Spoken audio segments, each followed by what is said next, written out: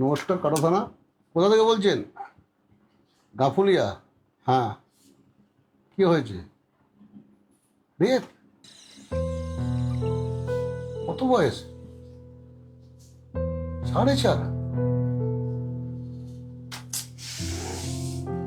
ঠিক আছে, দেখছি। স্যার, সুব্রতবাবুর কাছে একটা ফোন এলো যে গাফুলিয়া একটা 4.5 বছরের মেয়ে নাকি রেপ হয়েছে। মোবাইল গাড়ি কি পৌঁছেছে ওখানে? না, মোবাইল গাড়িকে আমি খবর দিয়েছি। যত তাড়াতাড়ি সম্ভব ওখানে পুলিশ পৌঁছাক। স্যার, আর স্যার। ভিকটিমকে যে হসপিটালে নিয়ে গেছে, হসপিটালে আমাদের একটা টিম পাঠান। স্যার। আসামি কি ধরা গেছে? না, আসামি ধরা যায়নি স্যার, মার দিয়ে পালিয়ে গেছে আসামি। আইসি সাহেব বলুন। ওই একটা রেপ হয়েছে মাইনরের। একটু তাড়াতাড়ি টিম মোবিলাইজ করতে হবে স্যার, ওই মাঠ দিয়ে পালাচ্ছে। মাঠ দিয়ে চলে গেছে? ঠিক আছে, আমি বেশি ফোর্স আপনি মোবিলাইজ করুন, আমার যে ফোর্স আছে আমি বের করে দিচ্ছি, আমিও বেরোচ্ছি। আচ্ছা আইসি সাহেব, এই মেয়েটা কেমন আছে এখন? স্যার 4 বছর 6 মাসের মাত্র মেয়ে স্যার। ও হেভিলি ইনজিওর্ড আছে, ওকে হসপিটালে নিয়ে গেছে, আমাদের টিম হসপিটালে গেছে।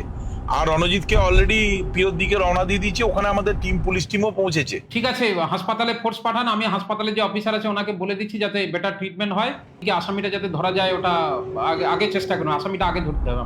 ওর যতদূর সম্ভব আমাদের মনে হচ্ছে স্যার ওই এগ্রিকালচারাল ফিল্ড ধরেই ও এগোচ্ছে টুয়ার্ডস আমাদের এই দাঁইহাটের দিকে, যে পর্বত বিস্তীর্ণ এলাকা। মোবিলাইজ করার সঙ্গে সঙ্গে স্যার ড্রোন হলে ভালো হয় স্যার।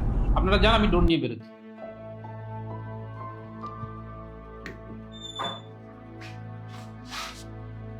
আমাদের যে ড্রোনটা আছে, ড্রোনটা তাড়াতাড়ি বের করো, আর প্ল্যানের মেজরকে বলো ফোর্স রেডি করতে, আমি এখনই বেরোবো, তাড়াতাড়ি যাও।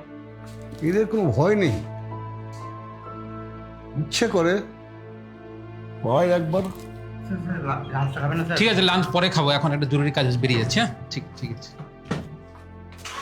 এই তোমরা তাড়াতাড়ি উঠো, তাড়াতাড়ি উঠো। চলো, গাড়ি চালানো স্টার্ট করো।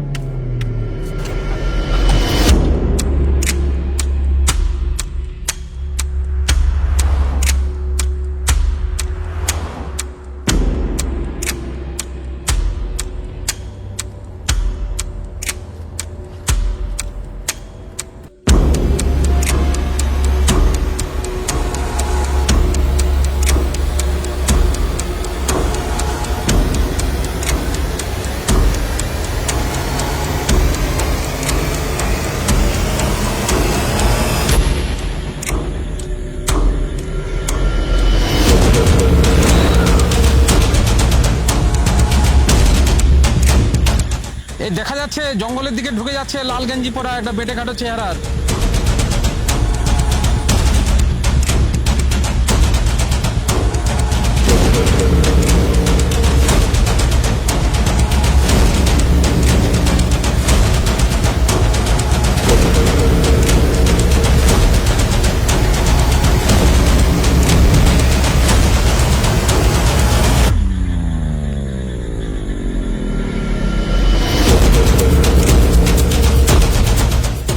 গত 6 সেপ্টেম্বর কাটোয়া থানা এলাকায় 4.5 বছরের একটি মেয়েকে ধর্ষণের অভিযোগ আসে।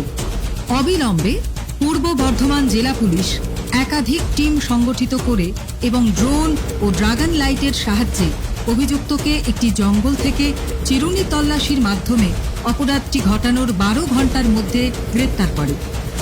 পূর্ব বর্ধমান জেলা পুলিশ মহিলাদের নিরাপত্তা ও সুরক্ষার পাশাপাশি ন্যায় বিচার নিশ্চিত করার জন্য প্রতিশ্রুতিবদ্ধ।